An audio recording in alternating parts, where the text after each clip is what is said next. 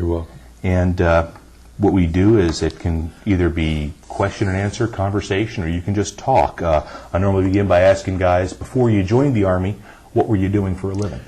I was a student at Purdue University, and I joined the enlisted reserve corps, but I had about a year and a half of college before I went into the Army. I left Purdue in 1943, around Christmas time, and decided I was going to do something, go in the Army, and I left school. And I was still in the enlisted reserve corps, but I somehow it went on in the spring, and I was working there for a while, and then had my appendix out, and that delayed my action. Finally, I got inducted. Instead of any other program, I was inducted in 24th of June in 1943. And that was a great day. My grandfather was in Rotary, and he knew the colonel at the Fort Custer. And so I had a choice of where to go. They told me I could choose where I would go. So I chose Fort Sill because I was in the artillery ROTC at Purdue. I thought I was still interested in that. And so that's where I went. I went in and got through all the tests at the camp Fort Custer. And I finally was put on a train, and anyway, before that, Bill Pertell, a good friend of mine, we went in together and we got our uniform on, and we had nice little jackets with lapels on it. It looked like, an officer, and we thought, well, we'll go downtown Battle Creek, and we would see where an officer was coming, walking. There were a lot of soldiers in town, so we'd walk over so we could practice saluting. But anyway, that was a funny thing that happened.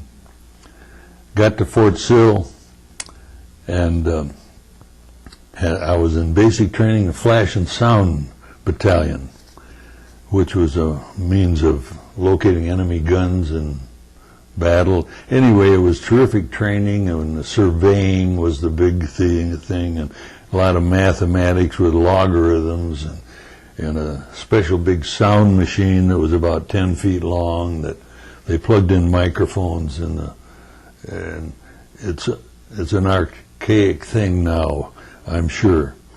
But I completed my basic in that field, and then the 27th of November, a truck came out and took me out of the field and said I was going to college, ASDP. And so the truck took me, and I ended up in Oklahoma A&M. And that's Oklahoma State now. And this was a star unit, and I was waiting to be assigned to some college course. And so, but I was there, and I actually went on a furlough because my father was sick and had an operation, and so I was asked to come home by the Red Cross, and so I did go home during that time. But it was about 3 months almost, but in February I was assigned to New Mexico A&M in Las Cruces, New Mexico. Now that was a big program, and we merrily got on our way, and it was nice weather down there. I played some tennis on the side. But lo and behold, the whole program was nationally canceled, and they needed cannon fodder in the services. Anyway, the whole group in Las Cruces was sent to Camp Barkley, Texas. The majority of them, I'm not sure everyone went there, but majority of people did. And of course I saw other people later that I had been in Las Cruces, but it was a pretty big program. So I went in and went through a classification to be assigned. Well, I was interviewed, and they decided I should be a topical draftsman in the engineers. And I thought, well, you know, I don't know what's in front of me, but it sounded like an interesting thing. Combat engineers, I'm not sure if I was too thrilled with that, but I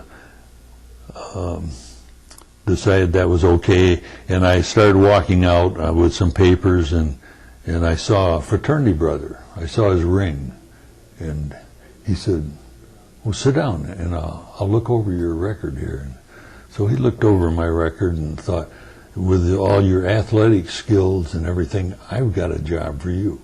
I mean, it would be in special service. Probably wouldn't have even been and I wasn't too enthused about it, but he said, this is really a deal. There's an opening. And so he went and started pulling papers. He came back, and just then the captain, a little squirt, came over, looked at me and said, 521 basic. And I said, I couldn't say anything because he was in charge, and the lieutenant didn't say anything. So it was and so here I leave the building, and I'm in 521 basic. Well, it's 521 basic is infantry basic. Well, I'd had sharpshooting stuff in the artillery and handle and fired M1s so here I am. I'm in the C-66 Armored Infantry Battalion. So I had to accept that. I couldn't do much about it. So I thought I'd do the best I could. So anyway,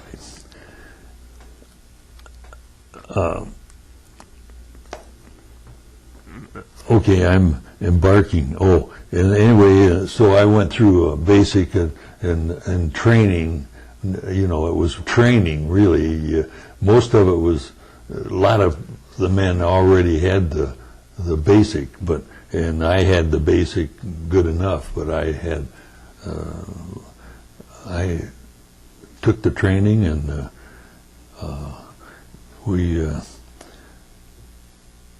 it ended up that so this was in March when I entered there, and so we shipped out, or I had a big furlough to go to Battle Creek in the meantime that summer, but they were trying to get everything ready so that we could ship out and go to overseas. Well, we were,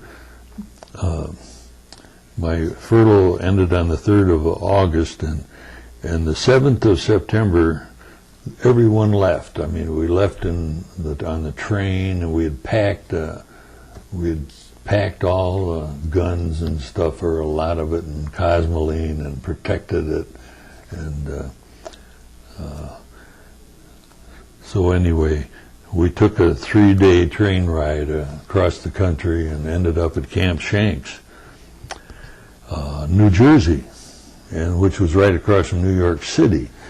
So we had a little time off there for a couple of days, and we got ready to ship out. Well, we ended up embarking on the 18th of September on the Empress of Australia, a great cruise ship. I was about to say, everyone I've spoken to so far has had an Empress of Australia story. I suppose. So tell me. There were a lot of people on that that ship. It was an old hulk of a thing. When in its heyday, it must have been pretty nice, but with all the stuff torn out of it, it was just a big tub, and the people didn't like the food. It was all British lamb or goat, they said, but I always liked lamb myself, but it was pretty heavy stuff we had, and seasickness was a big deal. Gambling was a big deal on the ship. Of crap games went on and big money switched. I lost my share. So anyway, we arrived and thought we were going to go to France, and we were diverted to England.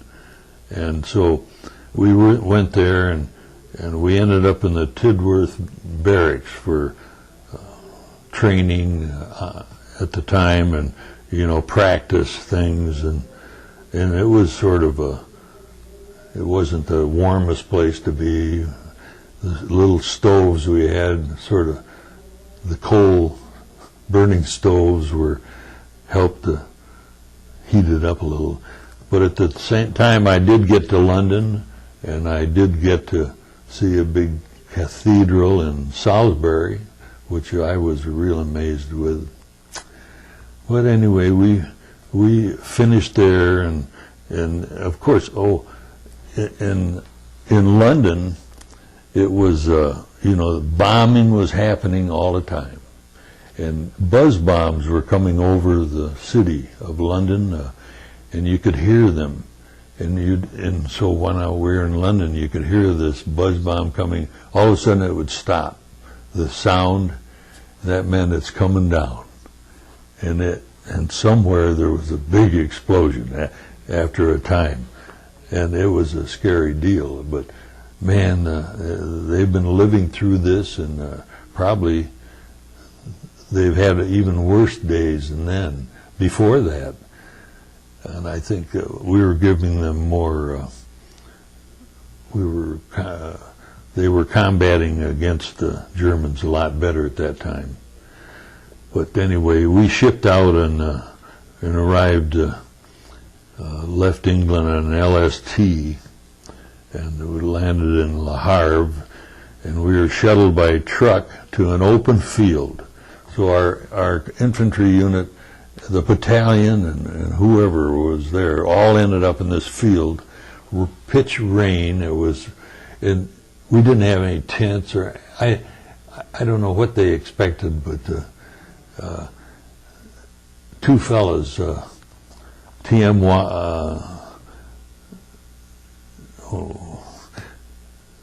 Orville Holderman and T.M. Walker and I were sort of buddies, and we had bought some book on bridge, and so we ended up getting in this barn and up in a hayloft, and we started practicing playing bridge, or getting bridge hands, and anyway, we got out of the rain, and I don't remember the details, or when we ate, or the next, or what happened, but we finally ended up got in trucks, and we were shipped to Luneville, France. Well, that was a long ride of 300 and some miles, I guess. So it was getting up near the front, towards the 7th Army front, probably more than, I don't know exactly where the other one was, but we did leave the 4th Armored on the front lines on December 7th or the 6th. And I have written down here in my notes that anyway, the 7th and the 8th of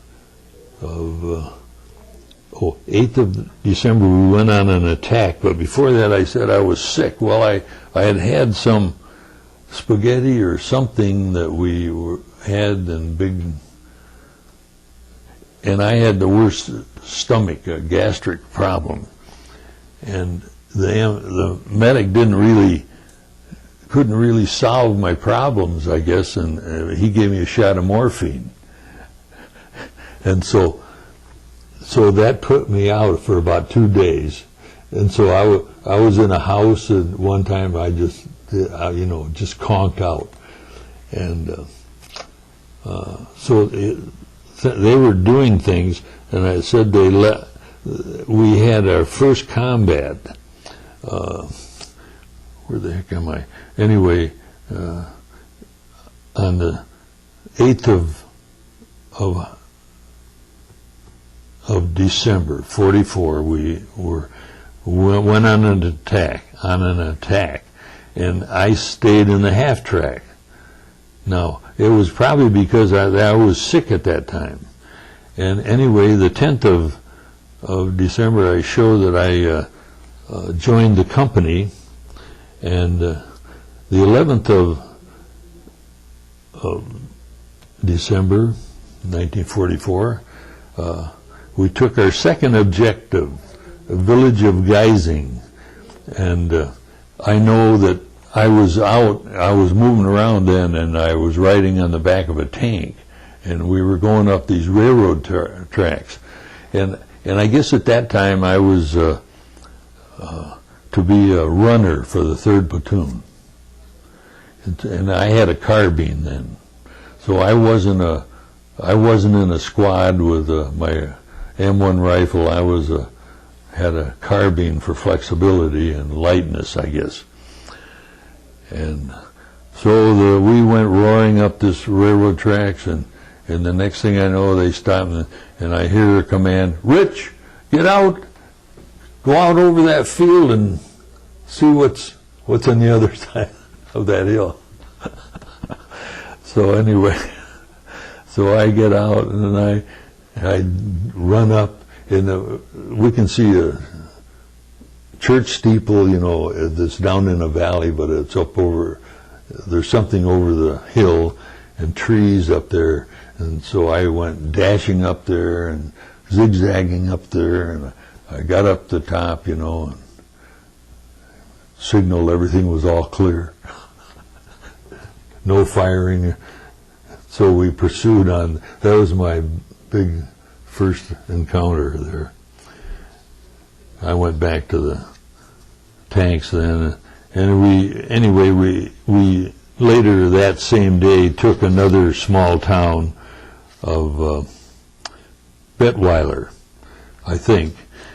And then on the 15th, we moved to the rear. So we were staying in little villages and towns at that time, and we weren't really fighting, or we weren't shooting much or anything like that. And on the 22nd of December, we went up the front lines again, and so we actually spent Christmas up there, and just holding on this line, and there we could hear fighting in the distance or guns, but we weren't getting particular action then, but the enemy was in sight almost. And anyway, Christmas, our mess kitchen came up, and with full regalia made a Christmas dinner. And most of these guys were in foxholes, and I guess because I was a runner, I wasn't in a foxhole, and which was, I guess, okay with me. But then I was either in the headquarters section then or something, and but our dinner was really super. I mean, it had turkey and the full trimmings like they get, and so that was a real treat for all the men. So by the 26th, the day after Christmas, in fact, I think we started moving out that same day, Christmas Day. They cleaned the trucks up and we started moving out, and the next day we were way back in some town. I have Benestroff, but I'm not sure if that's any close to where we were. Anyway, and I say, January 1st came, New Year begins, yay! Terribly cold, and I mean it was cold. And we did have a cold winter. The 8th of January, I show being in Niederschäfersheim, and that's the way I pronounce Niederschäfersheim. And whether the spelling's right or not, but it's a long word, and that's where we were before we were declared to go on an attack, and we were told specific things, that the enemy was by this woods and Steinwell Woods, And so here we were, told, and I think, if I'm not mistaken, and I don't have it written down, it seemed like we were told this one night and it was delayed. And then the next night we were put on alert again. And so we went on attack. And we were taken by half-track, as we usually were, and the drivers let us off at a designated spot right by this canal, and we got out, and we filed all across the little bridge that was put in by the engineers, and it was a lot of snow, and it was cold, and we followed the leader more or less, and it was pitch dark and foggy, and I've heard more stories about what really happened, but we ended up going out, and we all had our guns ready and hand grenades, and we had white sheets over us for camouflage, in the snow. And we put these white sheets on over our helmets and over our bodies as best we could. And so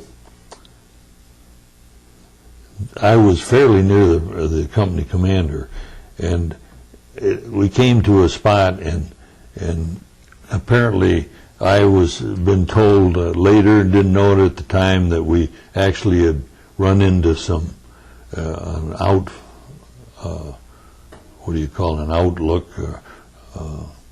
German, a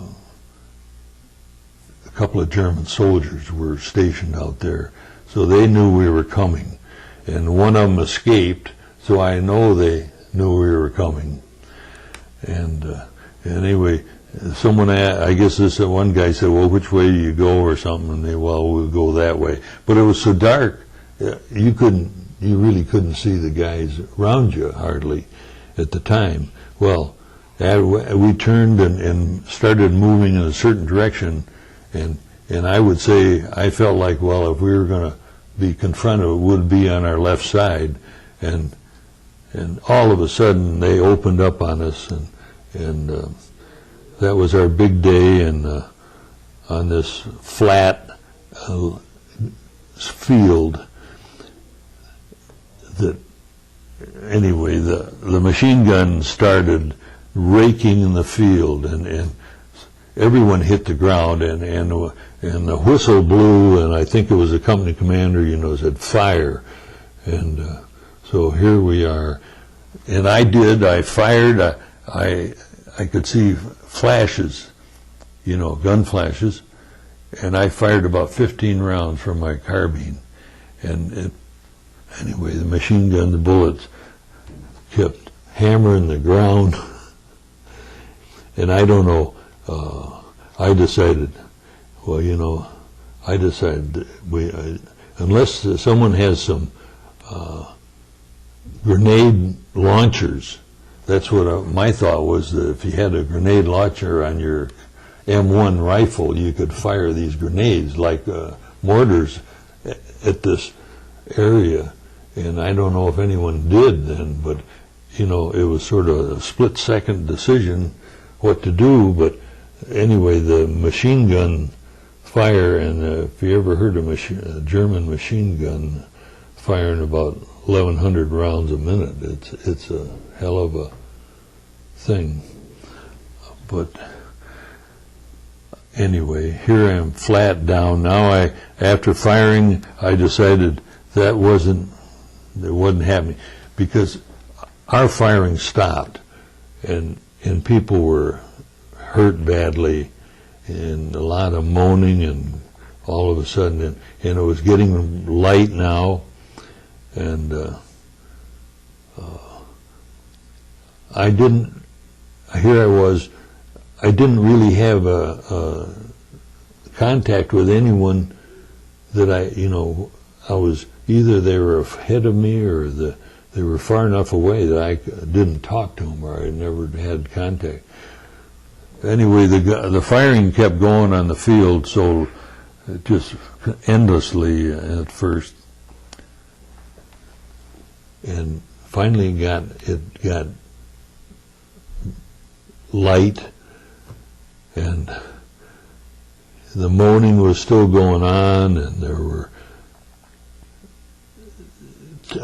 some tank came up on the other side. I could see, and turned my head in my helmet sideways, and I could see the tank, and it got hit.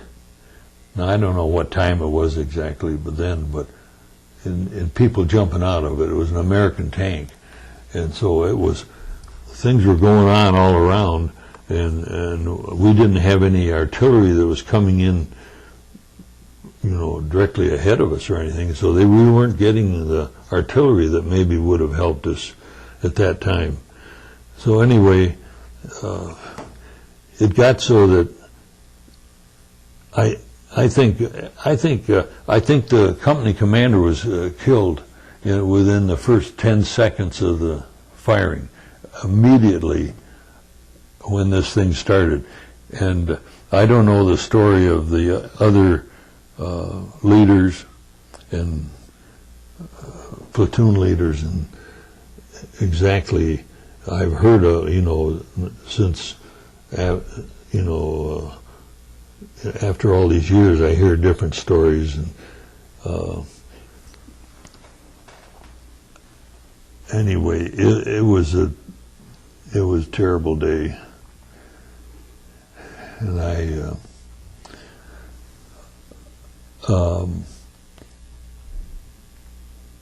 okay, all I have in my notes is became a prisoner of war. Well, finally, I moved back about 15, I'd say maybe 15 yards during the day, slowly, but then this was even before it got real light, and I decided I couldn't go any farther. It was uphill and a little bit. And finally I just said, well, I'm going to wait for darkness, and I think there are others that did the same thing. And so here we were all day long in the snow, and I never thought in the world I could stand that long a time, and that with the weather the way it was.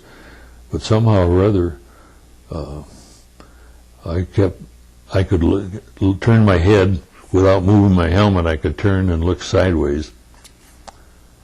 Finally, and I kept moving my feet all day to try to keep them circulation. But they got pretty cold. But isn't it funny? I finally at 3 o'clock in the afternoon, and that's about the time it was, the Germans came out, because everything stopped. Their firing had stopped most of the time by then, and there wasn't any firing from our side. And I think some mortars landed in some part of our group, and white phosphorus came in from somewhere, and whether they were German, I think we were too close to the Germans for them to fire mortars at us in this location. That's the way I was hoping. But there were some heavy-duty mortar fires in some of our area, I think. So anyway, the Germans came out, and I guess I wasn't going to wait for darkness, because they were going to take your boots off, or they were checking the whole area. So other people were starting to get up, and I said, well, I guess I'll get up, and then I was a prisoner. That's about that fast. And we were told to pick up or look for any wounded. So I looked at, I wanted to see if I could walk, because that was the biggest problem, is even standing up then. And I apparently I was standing up and walking around on something down there. And so we started looking around, and I was with some other men from our company, and I can't even tell you who they were now, that were up, and we were told to check on if they were wounded and see if we could help any wounded. So, and about that time, there was this, I moved over, and this one guy was there on the ground, and half of his face was shot away almost, and I said, with it talking to myself, sort of, I said, well, I don't think we can help him. And he turned up, all of a sudden he turned his head up and said, what do you mean don't help me? Oh, God, you know, it just about, I couldn't believe it. I didn't think he was even conscious. Anyway, so he was a person we had to help. Well, they brought a litter, and one handle was broken off, and somehow I ended up with that end. But you put a man on that litter, carrying it, and with our feet so bad, it was a terrible job. I mean, it was so hard to do, but we kept going, and we cut across over to this road that went to our left as we were lying on the other side of that was where the tank was, and their attack over there. And we walked up the road carrying this litter. Well, by the time we got up to I think it was there was a little hill we went up, and after we went by the position where the Germans were, I think, along the line by the road, artillery came in, and it was our artillery, and it was going over our heads. It seemed like it was about 10 feet over our heads, landing in this field. And so we hit the ground in the middle of this road with this weight that we were carrying, this wounded man. Anyway, the artillery stopped, and we finally got over this hill and went down by this pillbox, which was part of the Maginot Line. And that was apparently an aid station of the Germans. And that's where we left this person. And I don't know his name, never found out, and I feel badly that I didn't ever find that out.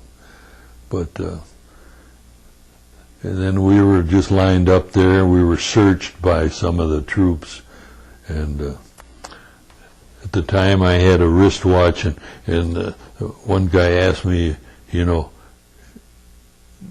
if I had a watch, and I said, and I shook my head no, and I pushed my sleeve up. Anyway, they didn't search me any closer, so I did retain my watch at that time, which I was thankful for. But to sort of speed this up, we were taking that. Well, we were bombed at that time. Right up there, we had some American or Allied plane came along and shot this one tank, hit this one tank, and anyway, it was sort of exciting that we were here in this middle of this battle or something, but things quieted down after that. And so we were, and it was getting dark then, I think. Anyway, we were led away. So we walked, and we were going to go somewhere, and we went to the Rhine River, and we went up the Rhine River along the edge of the Rhine River, and I don't have it in my notes, but this one guard had a bottle he took a big shot of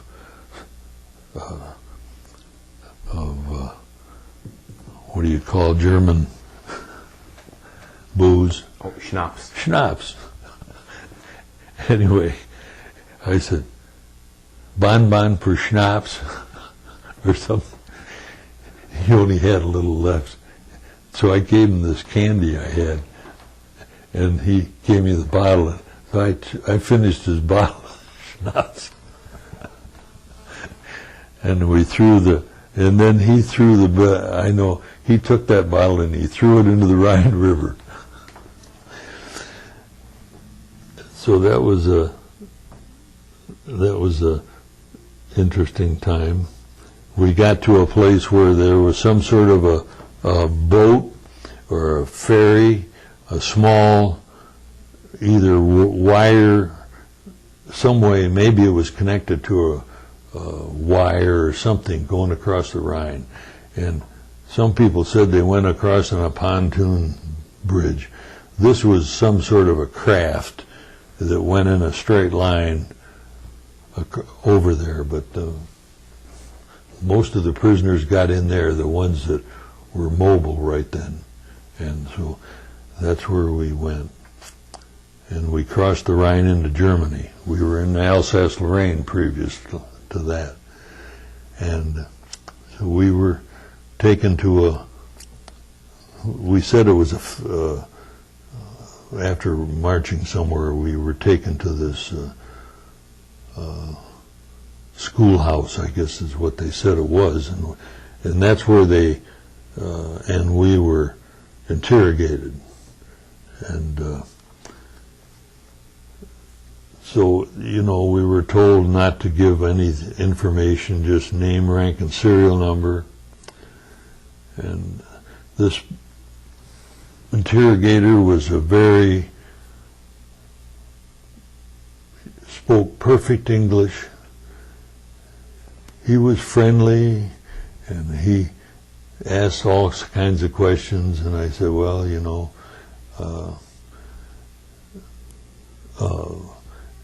all I can give you is my name, rank, and serial number.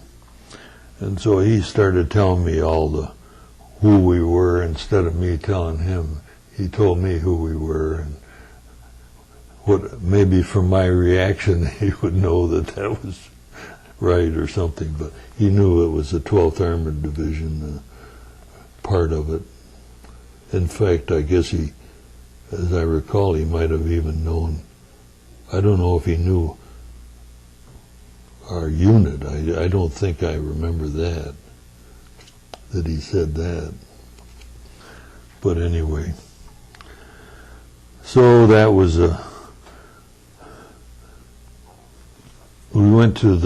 we left there, and we walked into the Black Forest, I guess it was that area, ended up in this place that I thought was a cavalry barn.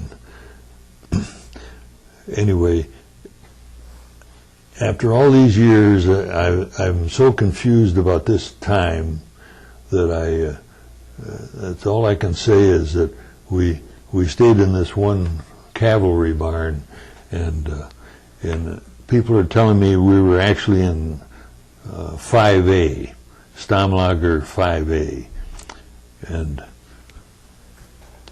in Ludwigsburg area. Well, we had walked through the Black Woods and for quite a ways by then, and so we had some food there, and we were sent out in the woods to pick up wood that some loggers were cutting up in the forest, and I guess we brought that back to this cavalry barn. That's what I've been told, that was a cavalry barn or something. But anyway, I can't really verify what exactly happened at this time. But I know that we left there and we boarded a train, and I thought it was at Stuttgart. And I was told, no, it was in Ludwigsburg. Well, I can't agree. All these years, I thought that we were in the marshalling yards of Stuttgart.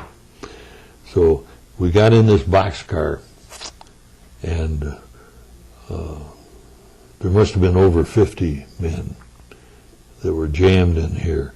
Well, then they locked the door, and there's nothing in there. There's no place to relieve yourself except a crack in the door, and so that was a designated latrine, if you want to say. And somewhere there was a bucket. I guess it was near the door. I don't know, but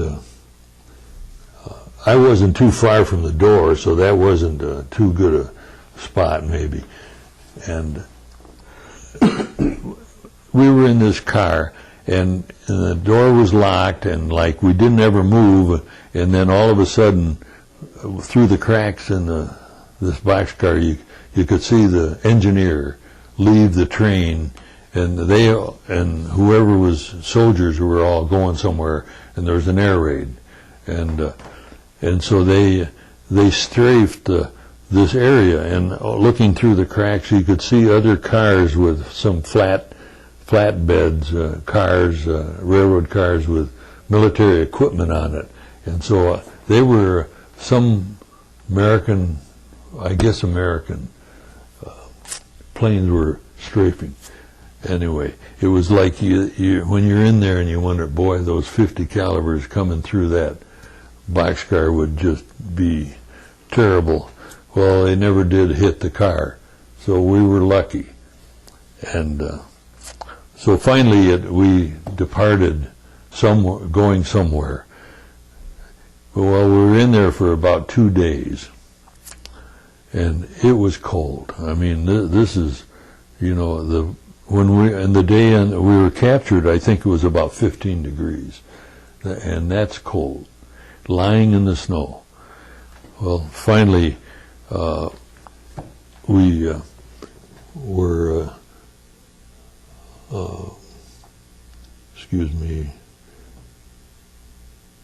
finally we arrived and it was in Falling-Basel, Germany. So we had gone from way down by Stuttgart all the way up north towards Hamburg almost, and north of Hanover. When I know that for now later, I didn't know at the time, but that's where we ended up in Falling-Basel, the town of Falling-Basel, which had a Stalag 11B, was the Stalag there, big prison camp. And we found out it had all kinds of prisoners. In one section it had all Russians, and I guess there were British in there. But we were put in, and we were deliced at that time, and I ended up with a wooden dog tag, saying I was a prisoner of war. And so I had my number, and here's a verification that I got later on of my time in the British, in the German camp here. But I was, and we were lucky, a few of us volunteered for a work detail. And so in about 2 weeks we shipped out, and I've been told we're in a boxcar again to get to Hanover. I'm not sure whether we were or not, and that's still a question in my mind, and I don't know if I'll ever get that proven, but it was about a day trip to Hanover, and anyway, so we end up as a work detail, 100 Americans, and maybe a little over 100. But we ended up, and we were taken to the schoolhouse in Misburg, Germany, just a suburb of Hanover. And that started our little experience of chipping bricks in a benzene refinery, where we were given piles of brick, and we were to chip off the concrete and the cement and sand, whatever was on it, and pile them up.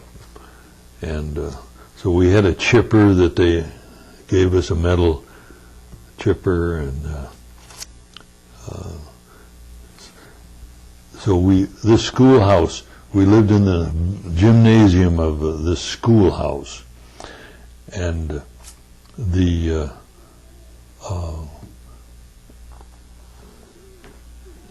was a guy who spoke German very well in our midst, and so he was the leader because he could communicate and he was a good guy to communicate with the Germans.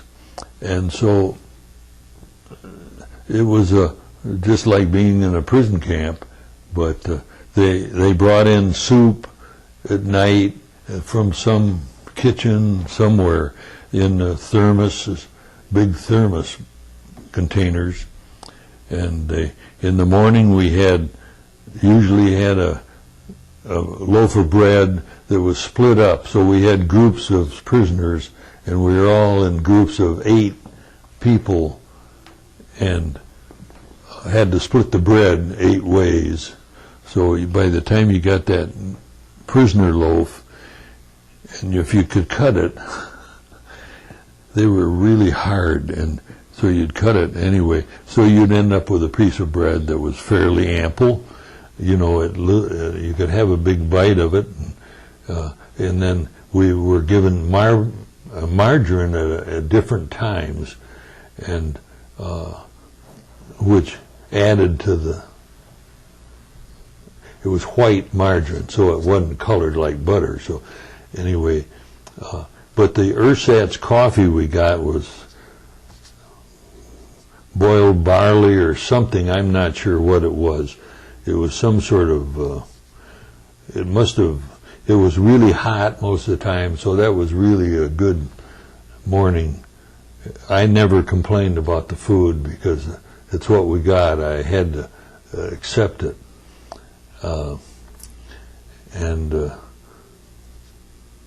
Thing was that we tried to figure out whether to eat the bread all at once or save it, so when we'd go out chipping bricks. And in the benzene refinery where we did our work was maybe 2 miles away from the schoolhouse. Well, when we first got there, we rode on a streetcar that had boards on it, and they would take us to work a couple of miles wherever it was, and so that was a pretty good deal. We didn't have to work or walk all that ways. And then at work, I oftentimes took the bread, and somehow I got this knife, because you had to have a knife to cut the bread.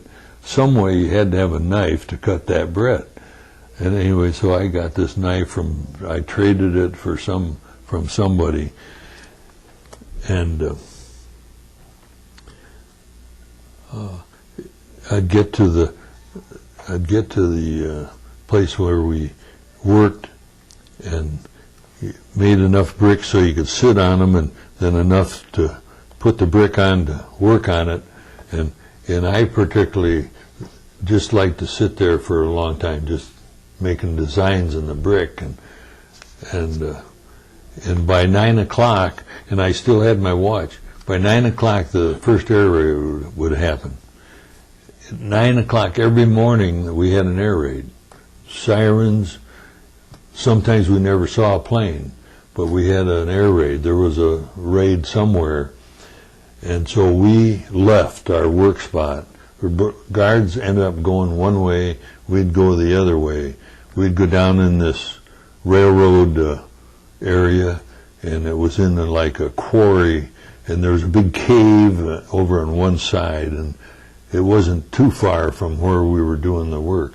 But all the slave labor and other nationalities would go in this cave, and it was sort of a railroad tunnel, I guess it was, as a means of protection in air raids. Direct hits might have been pretty bad, but anyway, that's where we mingled, and if you had anything of worth, you could trade with all these guys, and the Polish prisoners, they were big on trading there. But anyway, we all clear would sound, and we'd go back to the work spot, and the guards would be there, and then the foreman was an old guy, and he looked like a walrus. He had this white mustache and no front teeth, like eye teeth, and so we'd call him the walrus, but he would get mad at me because I wasn't doing a lot of work. He could finally caught up to me, and so he wanted me to,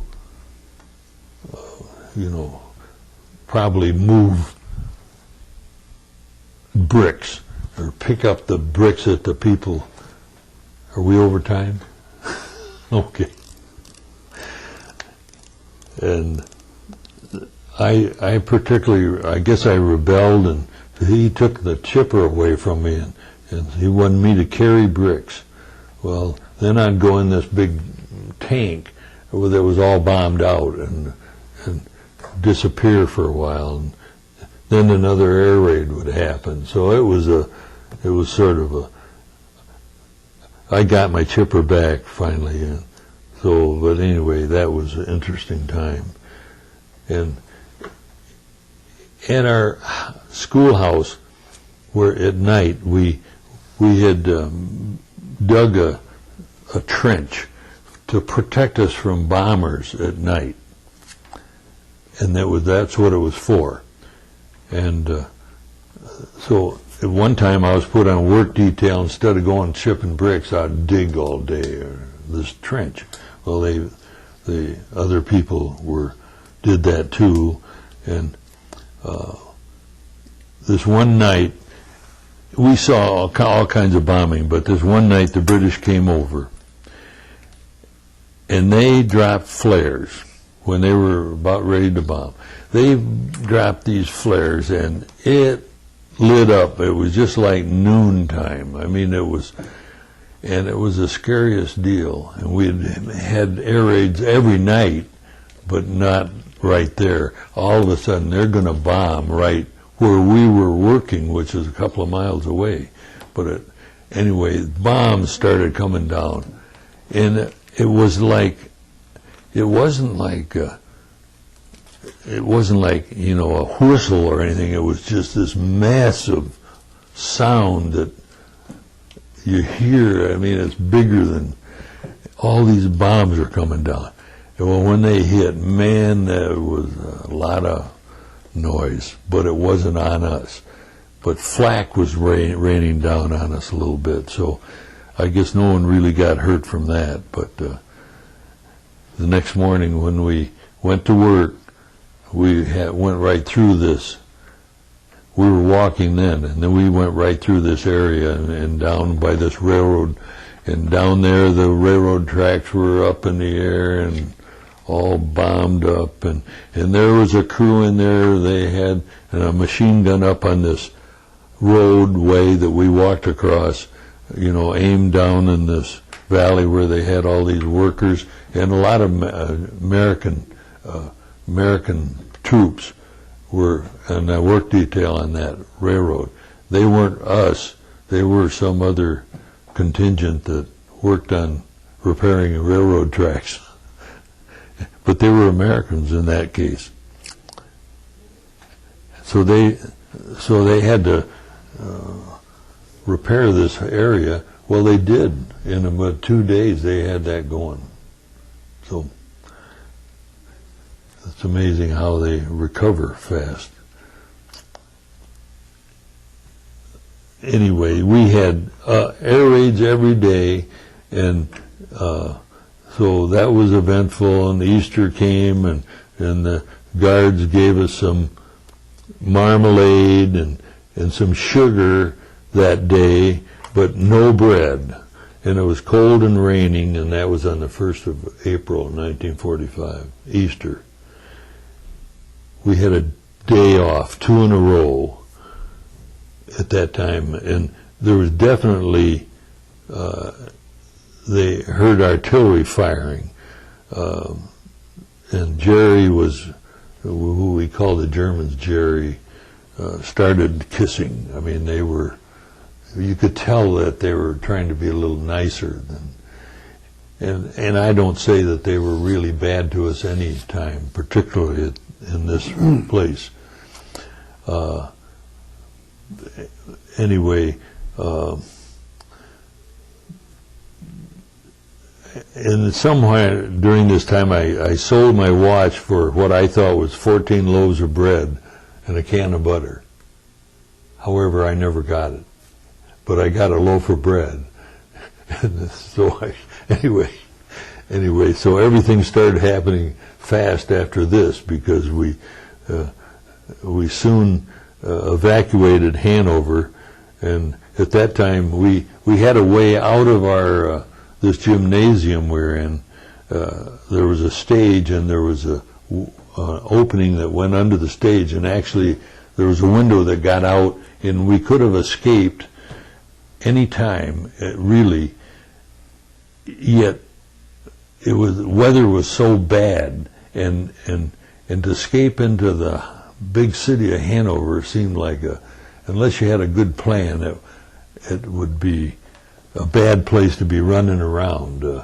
And so I never chose to do it. Well, anyway, when we evacuated, there were at least 14 men that we accounted for. The 14 men left and did that. And I think we had some report later that some got through all right, but I don't know about that.